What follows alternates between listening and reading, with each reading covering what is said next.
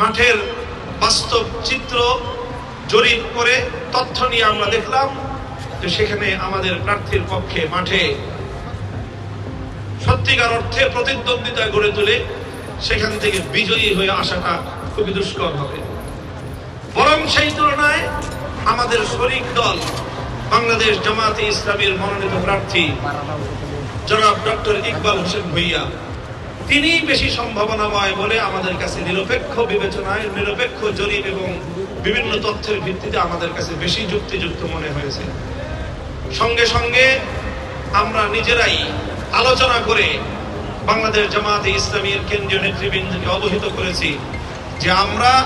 এই আসনে প্রতিদ্বন্দ্বিতা করে আসনটি আমরা জোটের জন্য আমরা কঠিন করতে চাই না,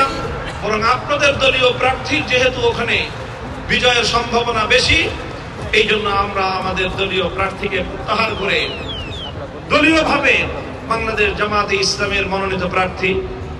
ডক্টর ইকবাল হোসেন ভূঁইয়াকে আমরা সমর্থন জানিয়েছি। এবং আজকে নারায়ণগঞ্জের মাটিতে দাঁড়িয়ে আমি বাংলাদেশ খেলাফত মজলিসের দায়িত্বশীল আমির হিসেবে এবং 11 দলীয় নির্বাচনী ঐক্যের অন্যতম একজন শীর্ষ দায়িত্বশীল হিসেবে আমি এটা আপনাদের সকলের সামনে ঘোষণা করছি, নারায়ণগঞ্জ 3 আসন আমাদের জোটগত একক প্রার্থী বাংলাদেশ জামায়াতে ইসলামী মনোনীত দাড়িপাল্লা প্রতীকের প্রার্থী ডক্টর ইকবাল হোসেন ভূঁইয়া। এবার আসলো নারায়ণগঞ্জ 4 আসনের বিষয়। নারায়ণগঞ্জ 4-এ